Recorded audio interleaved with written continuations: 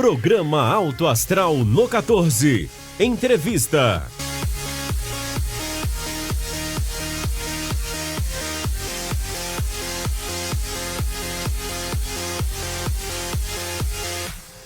Olá, assinantes do canal 14 da NET. O nosso Alto Astral chega no programa de número 100, 100º programa. Que coisa boa! Nós estamos muito felizes de chegarmos a esse número, uma proposta que começou há quase 2 anos aqui no canal 14 da NET e que eu e o Guilherme Verano levamos com muito compromisso, com muita seriedade, sempre para tentar trazer a melhor informação para você, porque você é a razão disso tudo. Então nós buscamos nesse tempo todo trazer bons entrevistados, bons temas, assuntos interessantes, assuntos que vão fazer com que você tenha um ganho de qualidade de vida, que você aumente os seus conhecimentos, que você tire as suas dúvidas. Então hoje chegamos ao 100º programa, Guilherme Verano. Que coisa boa, hein? Que coisa boa, né, José? Vou poder contar com a participação dos assinantes, é claro, dos parceiros, né, que são fundamentais, né, a parceria com o Fernando Dutra também, com o pessoal do canal, da produção, isso é muito bacana, né? E vou fazer uma paródia do Roberto Carlos aqui, ao invés de quantas emoções, quantas informações, né? Quantas informações. Quantas informações importantes passavam por aqui. Eu tenho certeza que em algum momento, né, alguém fez uso das informações passadas por aqui. A maioria delas, evidentemente, na área médica, a proposta do programa é essa, mas não que a gente fique só na área médica, né? A gente parte para outras informações, outros tipos de matérias, muitas vezes fora de estúdio também. Isso é que é bacana, né? Poder interagir e falar da nossa cidade, né? E apresente, para quem não conhece ainda, nossa convidada mais que especial do dia de hoje, do 100º programa. Somos centenários, finalmente, né?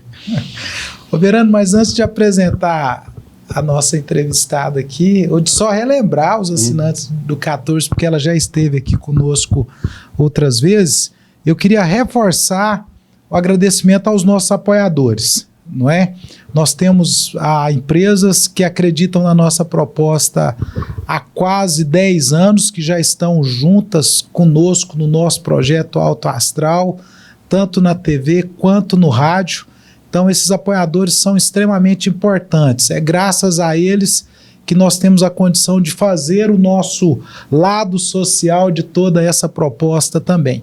Então, mais uma vez aqui, o nosso muito obrigado a você que nos apoia, a você que nos traz aqui todas as semanas, no rádio também, nas nossas ações sociais, pela internet e, acima de tudo, fazendo aquilo que nós nos propomos a fazer, que é servir e ajudar pessoas nessa área de saúde, dando orientações na área jurídica, sem contar o trabalho social, o empréstimo de camas, a questão das fraldas para as famílias de acamados, medicamentos, consultas, cirurgias, toda essa proposta que o nosso projeto traz. E hoje, nesse programa centenário, eu fiz questão de convidar a Sônia, que a enfermeira Sônia sempre acreditou na nossa proposta desde o início. A parceira nossa, sempre que nós convidamos ela está no rádio, sempre que a gente necessita da Sônia, com os préstimos dela como enfermeira, como pessoa, como cristã, ela sempre está nos ajudando e eu posso dizer que a Sônia é uma verdadeira voluntária do projeto Alto Astral. E como o projeto ele tem essa finalidade de servir, aí eu quis nesse programa de número 100 trazer uma pessoa que está conosco desde o início e que junto conosco sempre está servindo. Então, mais uma vez, seja bem-vinda ao nosso Alto Astral. Muito obrigada, né, em Alto Astral. Para mim é um prazer, é um privilégio estar aqui, ser essa convidada de número 100. Então, eu gostaria muito de agradecer neste momento, me sinto muito lisonjeada por esse convite, né, e como eu reitero todas as vezes, sempre estarei à disposição para levar informação que eu puder, né, e me coloco à disposição de vocês. Muito obrigada pelo convite. Verano, nós estamos num momento aí de muitos mitos e verdades, e a internet ajuda muito a propagar isso tudo, e a gente que trabalha em hospital, a gente sofre um pouco com mitos em hospital, com as fakes em hospital. Isso às vezes atrapalha muito o nosso trabalho, nos rouba um tempo, não é? Mas está aí, as notícias correm ou sendo verdadeiras ou não sendo verdadeiras. E da mesma forma que a gente fez com o Dr. Iron Bastos aqui no último programa, a gente quer bater um papo com a Sônia aqui sobre mitos e verdades que acontecem no atendimento hospitalar, não é?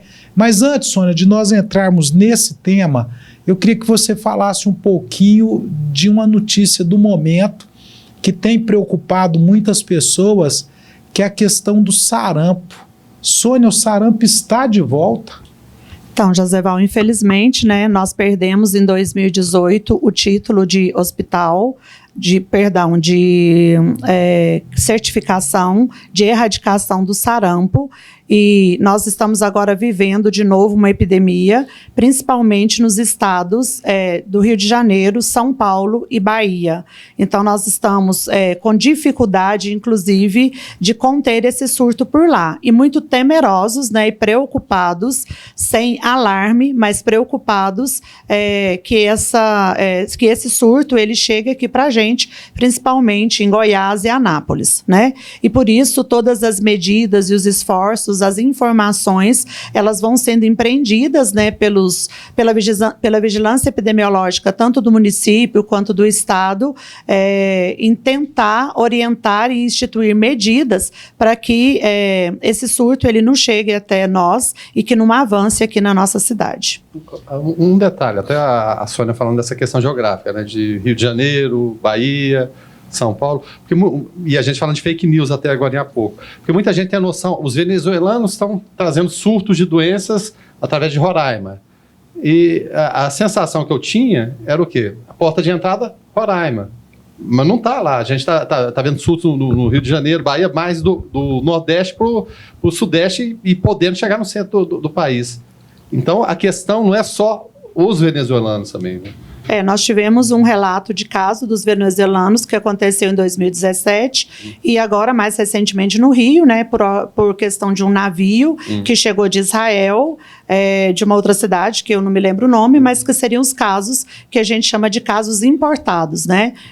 Portos são um problema também, né? Sim, né? Hoje as pessoas, elas viajam muito, então a gente acaba importando essas doenças que são transmitidas por pessoa, entre pessoas, de um país para o outro, né? Nós já tínhamos erradicado a doença pela vacinação e aí nós perdemos o título justamente por essa questão de novos casos. E estamos aí, né, aplicando as medidas propostas pelo Ministério da Saúde para evitar que nós tenhamos surtos. Você falou de transmissão de pessoas para pessoas. E como que é feita essa transmissão, Sônia? Então, o que causa sarampo, né, ele é um vírus e a transmissão ela é feita no contato direto, né, através das gotículas, através do contato, do espirro, da tosse, que se passa de uma pessoa para outra, é um contato direto. E uma pessoa tem um potencial de passar para quantas pessoas? Existe essa conta? Existe. Hoje se fala que uma pessoa contamina até 4 pessoas, porque 3 dias antes dos sintomas da doença estarem definidos e 3 dias depois, já de instalado os sinais e sintomas dessa doença, a pessoa continua transmitindo, né? Então, numa casa, por exemplo, que tem crianças ou que tem adultos, que alguém tem a doença e não for vacinado, as pessoas próximas, elas deverão desenvolver os sinais e sintomas do sarampo. E a única maneira de evitar é através da vacina? Vacina, né? Não existe outra forma de tratamento. A prevenção é o melhor remédio, a prevenção é a vacina, né? Ela gera, ou ela dá uma garantia de até 95% na prevenção da doença, que é o sarampo, e fora isso não tem outra forma de prevenção, né? Aliás, assim, as boas medidas de higiene, evitar aglomerações, evitar contato com pessoas doentes, ter uma boa hidratação, né? Ter boas medidas de higiene ajuda no controle da doença. E quais que são os tipos de vacina? Então, a vacina, ela é a dupla viral, né? A tríplice viral e a tetraviral. Todas elas têm um componente para prevenção do sarampo. Lembrando que a dupla, ela é para o tétano e para o sarampo. A tríplice viral, ela é para a cachumba, para o sarampo e para a rubéola. E a tetraviral, ela vai ser, então, para o sarampo, para o cachumba, para o tétano e para a rubéola. E para aquelas pessoas, aqueles pais, muitos deles, né, quando levantar, não, quem nunca teve catapora, sarampo, tuberculose, essas doenças todas aí, não está formado, tem que passar por esse processo de ter um monte de doença quando é criança. Que falar para esse pessoal? Então, sempre vacinação, né? Nós vivemos nesses últimos 2 anos uma baixa adesão à imunização das crianças. E nós estamos vendo um movimento agora dos governadores.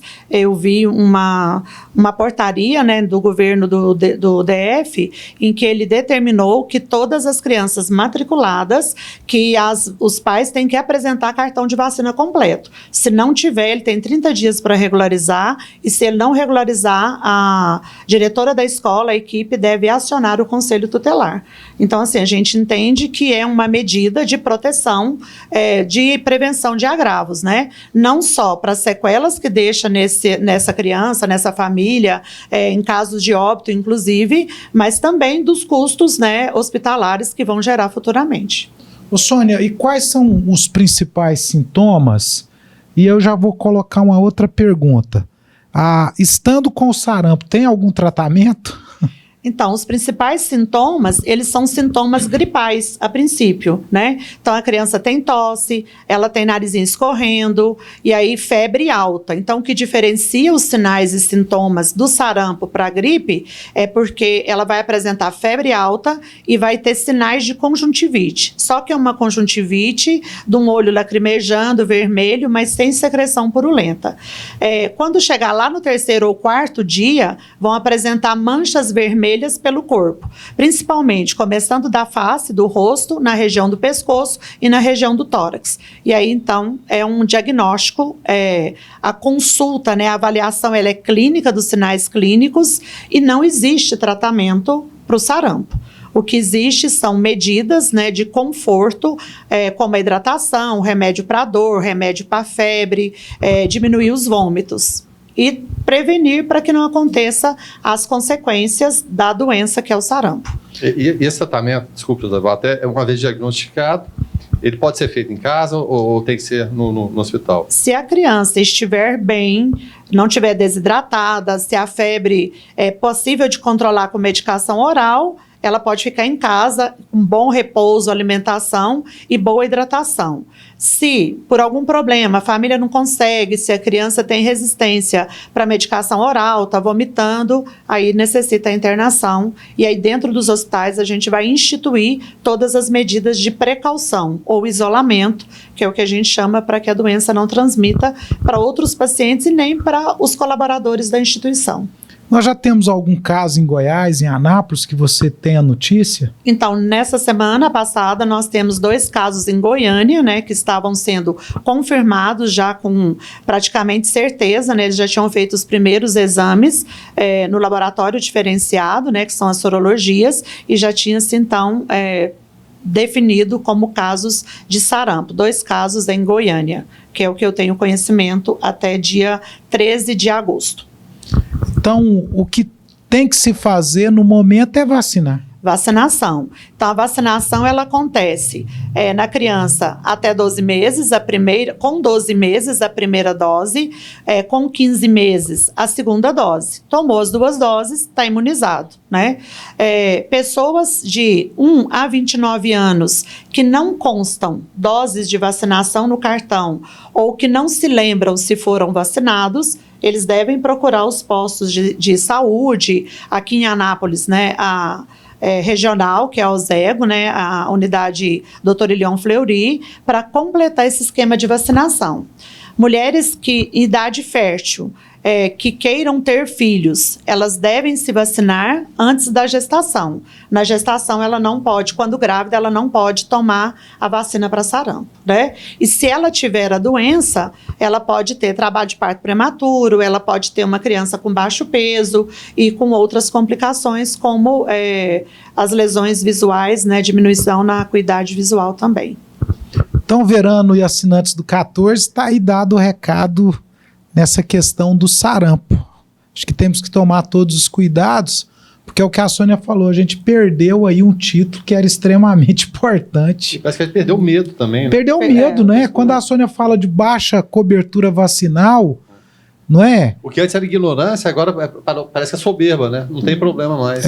E antes a gente poderia falar, né, anos, passar 30, sei lá quantos anos atrás, não tem o conhecimento. Hoje a gente tem todas as ferramentas. 30 anos atrás, como você citou aí, a gente tinha que ter sarampo, catapora, varicela, não sei o quê. Normal, era normal. Vacina, né? Cachumba. Não é que tinha que ter, que não tinha jeito.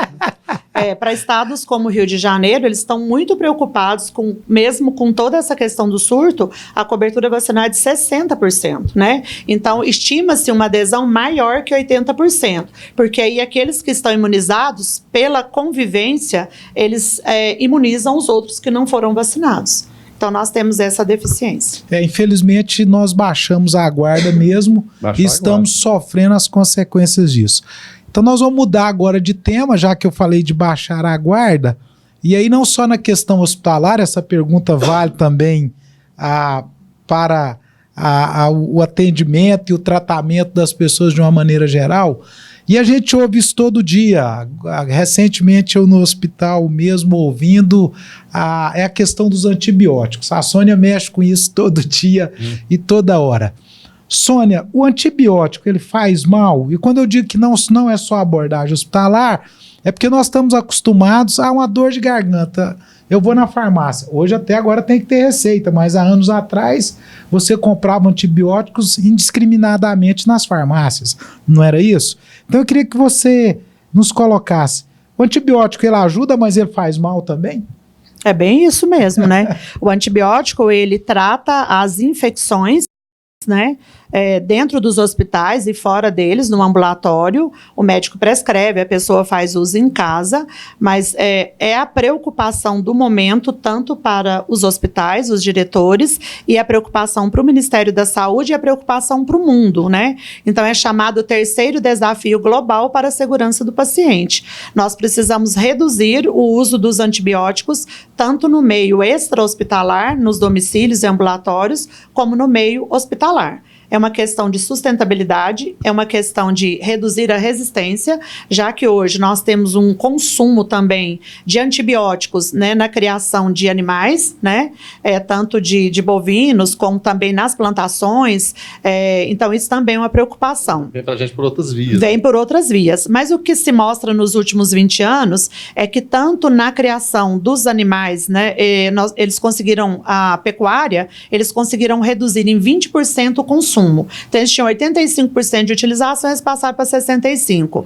Na questão das plantações, eles também conseguiram reduzir 15%. E tudo isso que reduziu lá na criação dos animais, aumentou no consumo do homem, né? Então, é essa preocupação.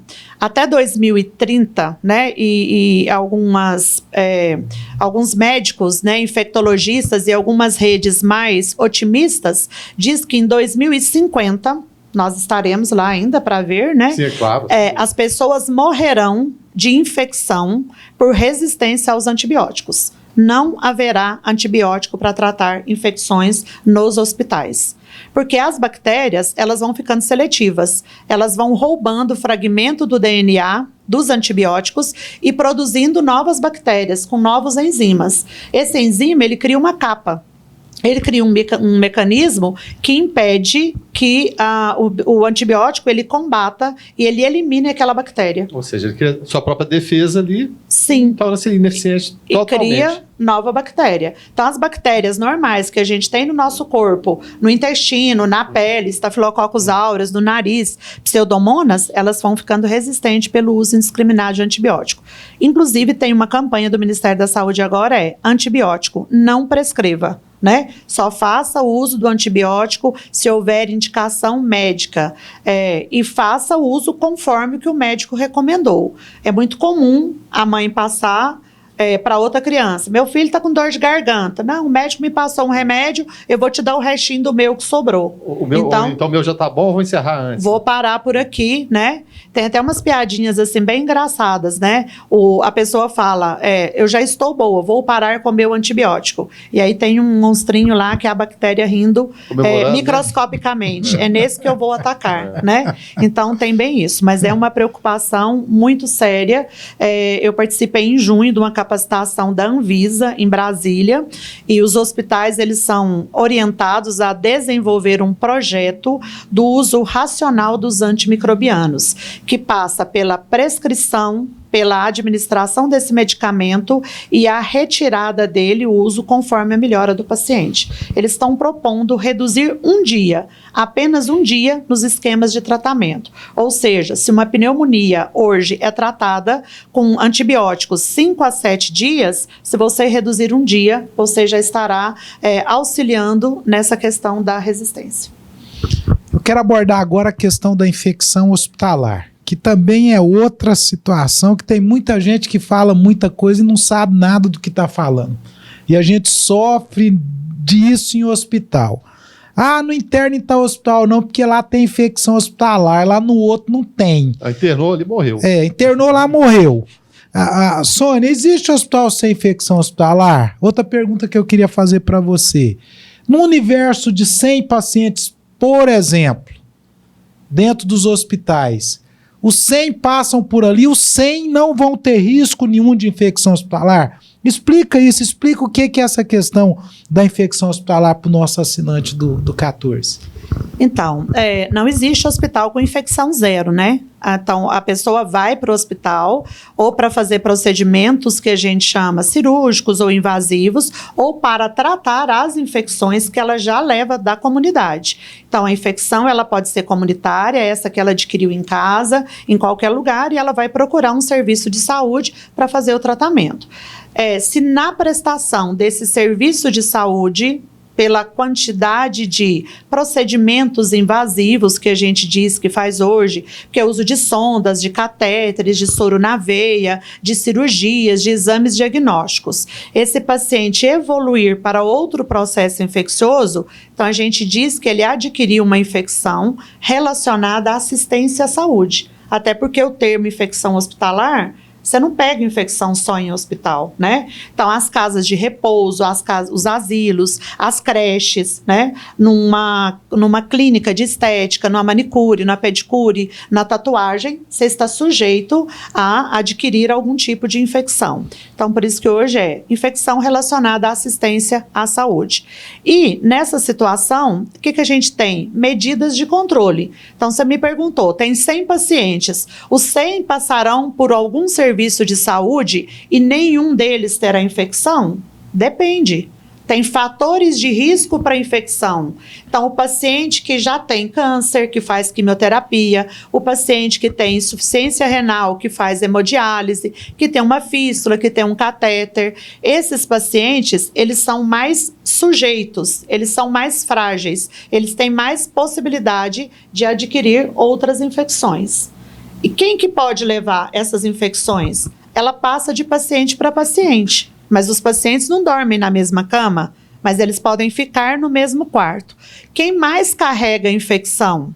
Profissionais de saúde, visitantes e acompanhantes. Então, se eu estou acompanhando uma pessoa que está tratando de uma infecção e eu troco refeição, sento na cama do paciente, uso o celular do outro, já uso o banheiro, tem mais facilidade, mais probabilidade de esses pacientes terem o mesmo tipo de infecção. Higienização das mãos pode ser substituído por uso de luvas? Isso é um mito ou isso é uma verdade? Isso é um mito, né? Não existe. Primeiro, para eu calçar luva, eu preciso lavar a mão. E ao terminar de usar as luvas, eu devo lavar as mãos. né? E aí, Verano, você que gosta muito da história, né? Que é historiador nato. Com conhecimento. O primeiro médico, né, que se preocupou na história com o controle de infecção, ele chamava Ignaz Semmelweis. E em 1847. E aí você pensa que em 2019 nós estamos falando que os profissionais de saúde, os visitantes, né, as pessoas de maneira geral, elas não sabem higienizar as mãos. E hoje, quando a gente fala higienizar, você pode lavar com água e sabão ou você pode passar álcool gel. A estratégia da Organização Mundial de Saúde é: se eu tenho apenas um lavatório para 10 leitos, eu tenho dificuldade de ir e vir todos os momentos para higienizar as mãos lavando com água e sabão. Eu preciso de um lavatório, eu preciso de água potável, eu preciso de papel para secar e eu vou gerar resíduo. O álcool gel, ele é mais eficaz se eu não tiver sujidade na mão. Se eu não tiver poeira, se eu não tiver sangue, se eu não tiver talco da luva. Então é mais fácil eu usar álcool gel. E esse, eu tenho um dispenser em cada ponto da assistência. Então essa é a maneira de prevenir e de controlar a infecção dentro dos hospitais, dentro de qualquer instituição ou serviço público. Porque é a forma que nós vamos ter de estar com boas medidas de higiene o tempo todo. E vai uma dica literária aqui. O livro se chama, se não me engano, Assustadora História da Medicina. Fala exatamente do que é o show de horrores que era, né? E como, é claro, houve toda a evolução, mas ainda hoje a gente tem que lidar com problemas de quase 200 anos atrás. Simples questão de higiene, né? Isso. A medicina, ela é baseada em evidências, né? Então, quando o José Val me perguntou, 100 pacientes passarão para o hospital, quantos terão infecção? Já existe uma taxa, né, que avalia e já tem uma escala preditiva de qual percentual é considerado dentro de uma margem que você trabalha. Então, as infecções mais prevalentes dentro do hospital são as infecções do trato urinário relacionado ao uso de sondas. Por isso que a gente trabalha primeiro, sonda vesical de demora, que é para urinar. De preferência, não use. Se precisar utilizar, retire o mais precocemente possível. Coloque a fralda, coloque outro tipo de dispositivo. Depois vem as infecções das feridas operatórias, né? Então, que todas as medidas e precauções e cuidados, elas sejam tomadas. Material esterilizado, paciente com boas condições de banho, né? Bons hábitos de higiene, não ter número de pessoas excessivo na visita, que o visitante desse paciente cirúrgico, que ele lave as mãos ao chegar. Isso é um drama, né? Aquela fila de familiares. Né? Principalmente as cesarianas, né? É um evento, é de fato um evento, mas pode fazer a festa em casa, quando a mãe já está lá em melhores condições, quando a ferida já está sequinha. E querem fazer, né? Até ao vivo agora, né? Sim. Vamos fazer a transmissão ao vivo aqui. Né? Então, por exemplo, todo mundo quer entrar, todo mundo pega no neném, todo mundo pega na mãe, a mãe encosta a ferida, quer dar mamar. E a gente tem aí um ciclo, né, que pode favorecer a infecção. Então, nós precisamos cuidar disso. Voltando à higienização das mãos, aí de uma maneira geral, não só em hospitais, mas de maneira geral. Quais os momentos que a gente sempre deve ter atenção para estar higienizando as mãos? Então, fora do ambiente hospitalar, né, para as pessoas comuns, a gente sempre, ao tossir, espirrar, ao usar o banheiro antes e depois, no momento das refeições. Então, hoje, com essa vida louca, essa correria, a gente faz muita refeição rápida na rua. Então, a mesma mão que pega a cédula, o dinheiro para pagar, é a mesma mão que recebe o alimento. Observar essas condições, observar mesmo. Sim, e inclusive o próprio local, né? Como que ele está limpo, como que a gente apoia nessa superfície, porque ali há muitas pessoas passando e utilizando esse mesmo espaço. Inclusive pessoas que trabalham em várias empresas, vários locais e não só hospital.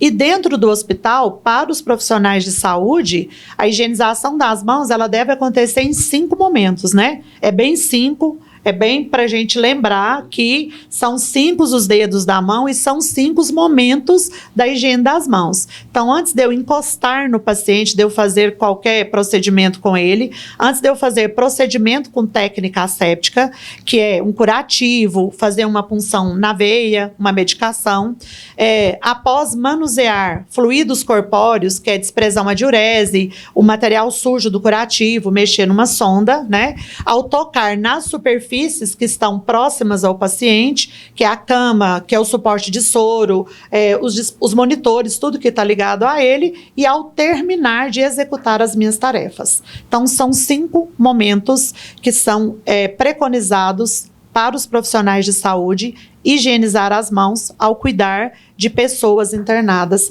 Então, isso é uma forma de quebrar esse ciclo da transmissão de micro-organismos. Né? Eu diria até o seguinte, se o médico não te estender a mão, ou o profissional de saúde, não é porque ele é sem educação. Não é porque é sem educação, evite. Né? Não custa nada. Olá, tá bom, tudo bem, tal, não, né? Porque ele vai mesmo, não tem como. E Verano, hoje, na atualidade, nós vivemos um outro dilema. Há 10 anos atrás, tínhamos uma preocupação muito grande com o estetoscópio, que era o equipamento médico, né, para ele fazer as consultas, aferir os sinais vitais, e ele carregava esse esteto no pescoço ou no bolso. Então, como que a gente ia fazer para fazer a limpeza, a desinfecção, já que ele podia transmitir ou levar infecção de um paciente para outro, principalmente aquelas que passam por contato, né?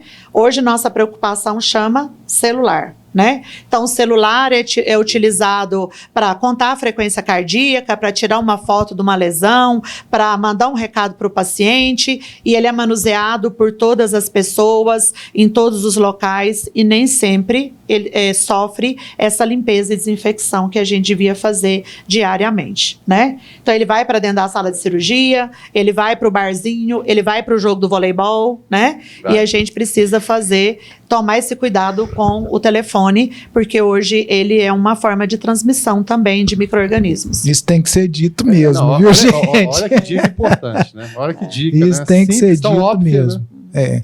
Não, e veja só, tem uma pesquisa que foi divulgada no nosso meio aqui, de alunos de uma universidade, e a bactéria que mais apareceu nos celulares de um grupo de pessoas, de um serviço de saúde, foi uma bactéria que chama Gardnerella, né? Então, que ela é oriunda, inclusive, de partes íntimas, significa que a maioria dessas pessoas fazem uso do celular no banheiro e não higieniza as mãos e manuseia o equipamento.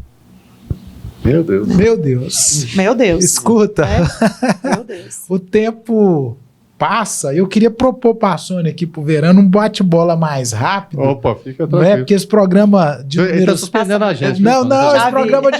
Esse programa de número 100 aqui, a gente tem que aproveitar muito bem esse programa. Então vai lá. Ô, Sônia, eu queria perguntar para você, a falta de higienizar as mãos causa infecção hospitalar? Favorece, permite a transmissão entre profissionais de saúde e pacientes. Ela é o nosso carro-chefe, ela é a nossa medida mais básica, mais efetiva, mais correta para prevenir a transmissão de infecção. Uma outra situação, e até uma questão, a gente sempre coloca porque a gente vive isso no dia a dia. O álcool gel, quando você vai na instituição hospitalar, em qualquer outro local que tem um álcool gel, que você passa nas mãos e ele está empelotando, aquilo ali é porque o álcool está vencido, é um álcool mais barato, é o administrador que não quer gastar com álcool gel. Como é que é isso, Sônia? Não, na verdade é que assim, como ele tem um percentual de álcool, né, à medida que ele vai evaporando, até porque não está usando muito, ele vai ficando mais denso. Então é só apertar e manusear ele ali que ele vai voltar à normalidade. Confere a data de vencimento, mas nunca é porque ele está vencido. É simplesmente porque o contato com o ar vai fazendo a evaporação do álcool e ele vai ficando mais concentrado. Por isso essa apresentação de estar empelotado. Detergente pode ser usado para higienizar as mãos? Na casa da gente, sim. No hospital, não. No hospital, eu preciso de produtos que eles estejam cadastrados na Anvisa, né? O detergente, ele é um tensoativo, ele é um sabão, ele remove gordura, mas não o detergente comum, de uso doméstico. no hospital a gente precisa de produtos que sejam cadastrados pela Anvisa. Por quê? Senão eu vou ter lesões de pele nas mãos dos profissionais de saúde. Queimaduras, dermatite, pruridos, alergias. Por isso que a gente usa produtos que são recomendados e cadastrados na vigilância sanitária. Nós devemos usar a sabão e água depois do uso do álcool gel? Não tem indicação, né? Nem lavar as mãos e passar álcool gel para complementar, não tem indicação. Eu devo lavar as mãos sempre, quando houver sujidade aparente, e se não tem sujidade, usar álcool gel. Não tem indicação ou necessidade de fazer os dois. A água e sabão remove a sujidade e elimina bactérias transitórias, e o álcool gel, ele mata bactérias transitórias. Sabão antibacteriano é mais eficiente do que o normal? Não, a importância da higiene das mãos é remover sujidade, né? Eliminar essas bactérias que a gente chama de transitória. O sabão antisséptico bacteriano, a gente precisa até se preocupar um pouco com o uso indiscriminado dele, porque ele também vai selecionando micro-organismos. Então, a gente também pode ter uma resistência. Se você pegar profissionais médicos que são cirurgiões, as instrumentadoras, ela vai ter uma microbiota toda diferente da mão e do antebraço, porque ela usa antisséptico para preparo para cirurgias, o que é indicado.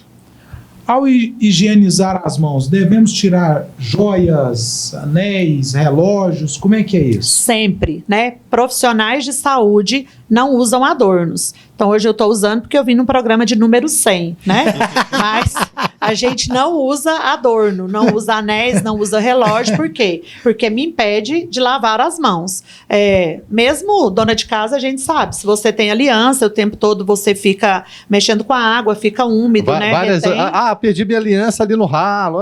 Também tem isso. Tem gente que usa esse golpe, inclusive, mas nessa situação. Nos hospitais me impede de ter uma higienização adequada das mãos. E até porque, se eu uso muito álcool, também vai estragar meu brilhante, né? Não, e aí, levanta a mão aqui. Só. Ô, Sônia, ok. Todo paciente que vai para UTI vai morrer, porque é o que eu falo, no dia a dia, vez ou outra chega gente, não leva para UTI não, porque vai morrer, ali é lugar de morrer. Já pode despedir. Já pode despedir. Como é que é isso, Sônia? Então, como você fala, né, isso é um mito. Na verdade, hoje, unidade de terapia intensiva, ele é um serviço muito especializado e muito caro. Então, a gente tem critérios de admissão do paciente na UTI. Inclusive, se ele é um paciente de doença em fase terminal, que não é só câncer, tem muitas doenças que não há mais o que fazer como prognóstico, como propor um tratamento para melhoria, não ser a qualidade de vida, então se define pelo protocolo de cuidados paliativos. Nesse caso, o paciente ele não tem indicação de ir para a UTI. O que significa isso? Que vai para a UTI aquele paciente que tem prognóstico, que ele tem uma chance, uma sobrevida, uma condição de sair, que naquele momento ele precisa de cuidados de uma equipe especializada 24 horas por dia, com todos os equipamentos, né? Óbvio que em algum momento, por uma complicação, por fatores inclusive do paciente também, ele acaba evoluindo a óbito. Mas não é uma máxima de que todo mundo que vai para a UTI vai para morrer. Pelo contrário, ele vai porque ele tem uma possibilidade, tem uma chance de sobrevida. Existem pessoas mais propícias à infecção hospitalar? Sim, com certeza, né? Então, todas as pessoas que têm doenças que a gente chama de imunossupressoras, né? Ou as doenças autoimunes, as pessoas que têm que tem câncer, que faz quimioterapia, a pessoa que tem insuficiência renal crônica, que faz hemodiálise, eles são pacientes mais sujeitos, mais susceptíveis a contraírem ou evoluírem para um processo infeccioso, que muitas vezes não depende do controle dos fatores externos, ambientais, né? Então, ele tem fator de risco dele mesmo. Então, um paciente que tem câncer, que vai para uma cirurgia de intestino, ele pode fazer uma infecção de ferida operatória. Ele tem um fator de risco. Se ele fuma, se ele é tabagista, se ele é etilista, se ele já tem uma outra doença crônica, esses fatores eles vão aumentando. Inclusive, tem até escalas que você já consegue fazer uma escala preditiva do risco para a infecção. Então, hoje, o Ministério da Saúde, ele trabalha com dados conforme o potencial de risco, potencial de infecção, da contaminação dessa cirurgia. Então, cirurgias limpas, que são as cesarianas, as hérnias, as cirurgias da cabeça, eu tenho que ter índices abaixo de 2%, né? Já as cirurgias que a gente chama de contaminadas, que são as do intestino, ele fala hoje em dados de até 10%. E já as cirurgias infectadas, que é aquela que tem pus, você estima dados acima de 20% de risco de infecção. Visitantes podem levar infecção para os hospitais? Podem favorecer e muito, né? Então, as pessoas que estão gripadas, as pessoas que têm tosse, pessoas que têm doenças alérgicas ou feridas expostas, ou às vezes tem uma colostomia, né? Tem uma porta de saída, esse paciente ele não deve visitar um paciente cirúrgico pós-operado, né? Ele é sempre uma pessoa em potencial para levar risco para esse paciente que está dentro do hospital. Lembrando que quem está dentro do hospital, a maioria está em condição clínica, né, mais suscetível a adquirir infecção. Então, o visitante, ele deve ser restrito, ele deve ter bons hábitos de higiene, deve higienizar as mãos e não deve estar com nenhuma doença aguda. Mas às vezes não vai a visitante, mas vai aquele buquê de flores. Então, flores dentro do hospital, a gente tem uma dificuldade. Qual é o problema da flor? Normalmente ela é plantada, né, em esterco, casca de árvore, e aí isso carrega muito fungo e é muito favorável para algum tipo de bactérias e fungos que gostam dessa umidade e desse tipo de terra. Então, a gente, infelizmente, não permite entrar. Para proteger, né? Algumas pessoas não entendem. De vez em quando a gente vê umas orquídeas lindíssimas, mas olha, deixa ela aqui para mim que eu cuido da senhora. E outra coisa, na casa da gente, ninguém dorme com flor dentro do quarto, né? Eu não posso deixar no corredor do hospital. Então, quando a pessoa vai para casa, a gente vai lá e leva a orquídea, né? Como uma forma de dizer que está tudo bem, que vai ficar tudo bem. Agora, a infecção hospitalar, ela pode ser transmitida de um paciente para o outro, né? Sim. Isso Sim. Não tem, as pessoas comentam, mas é verdade. É verdade, né? A gente chama, vizinho de leito ali, por exemplo. a gente chama das doenças infecto-contagiosas. E quando a gente identifica, né, que já tem aquelas que a gente já conhece e sabe da possibilidade de transmissão. Então, exemplo, tuberculose. O paciente entrou, está com tosse, perda de peso, aí o médico avalia, vê os exames, pede um raio-x, suspeita de uma tuberculose. Automaticamente, tanto a equipe de enfermagem quanto a equipe da Comissão de Controle de Infecção coloca esse paciente no isolamento respiratório, faz orientação para os familiares, orienta a restrição da visita e separa ele dos outros pacientes, né? Tem, por exemplo, outras doenças, como a gripe, H1N1, então da mesma forma, né? Herpes zoster, que acomete muito as mulheres na idade dos 50 anos, pela queda dos hormônios na menopausa, que são aquelas feridinhas que dá no corpo, que o povo chama até de impinja, né? Então isso, ela transmite por aerossóis. A gente também coloca em precaução para não passar de um paciente para outro, tá? E eu vou encerrar esse nosso bate-papo fazendo uma pergunta também que, vez ou outra, ela surge. O pessoal fala, mas essa comidinha de hospital é ruim. Ô, Sônia, explica pro pessoal por que a comida de hospital... E já tem gente que gosta, viu? Tem gente que adora. E tem gente que adora. Explica por que tem que ser daquele jeito, Sônia. Então, a dieta de hospital, né, ela é sempre ruim, porque é uma dieta hipossódica, ela não tem sal. Então, se a pessoa está acostumada a comer aquele churrasco, né, feijoada, aí você interna que é ruim, não, né? para tratar do coração, de um problema de pressão alta, aí você vai comer comida sem sal, né? Mas eu falo que a sopa do hospital, ela é muito gostosa, né? Podia ir lá tomar sopa todos os dias. Mas aquela dieta, ela foi preparada por uma nutricionista, né, conforme as recomendações da prescrição da dieta médica, e naquele momento é o melhor que tem para o paciente, conforme o tratamento da doença que ele está fazendo, seja ela uma doença clínica, seja ela um agravo cirúrgico, né? Então ele precisa passar por esse momento da readequação da dieta. certo?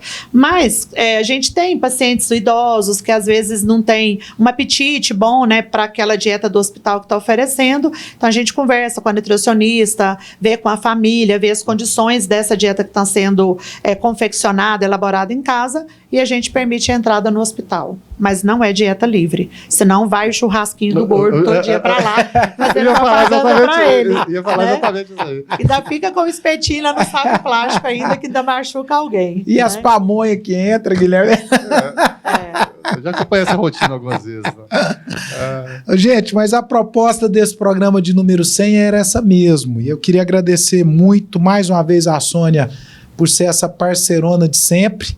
Agradecer ao Guilherme Verano por estar comigo aqui nesse volume de programa já. O tempo passa, né? Ainda bem que Deus nos dá saúde e sabedoria para irmos conduzindo isso tudo, mas é muito importante. Mas a gente faz isso com muito carinho para você, assinante do 14, você que nos acompanha pela internet, você que apoia o nosso projeto, você telespectadora que até nos ajuda no nosso projeto. Então nós temos que agradecer imensamente a você. Sônia, muito obrigado. Obrigada eu, né? Importante estar aqui. Quero estar aqui no 200, tá, Guilherme?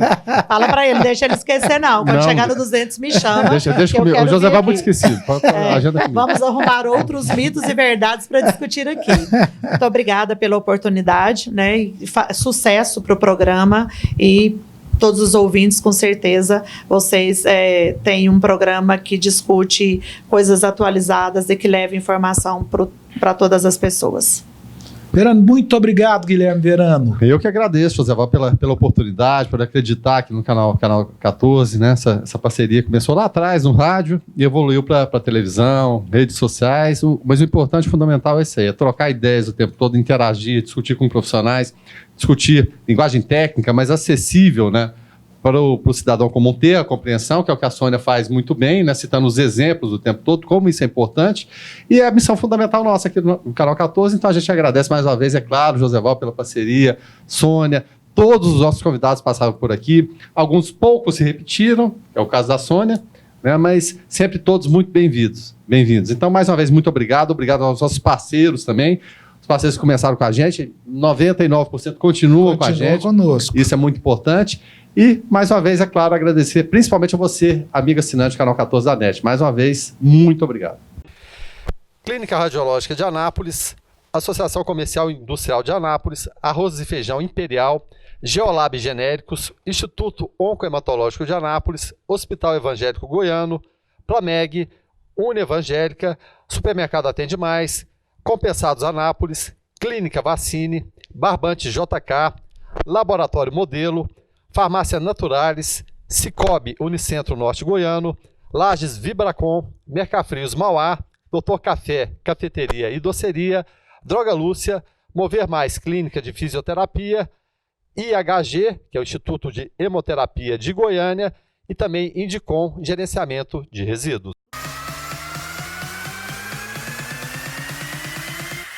Programa Alto Astral no 14. Entrevista.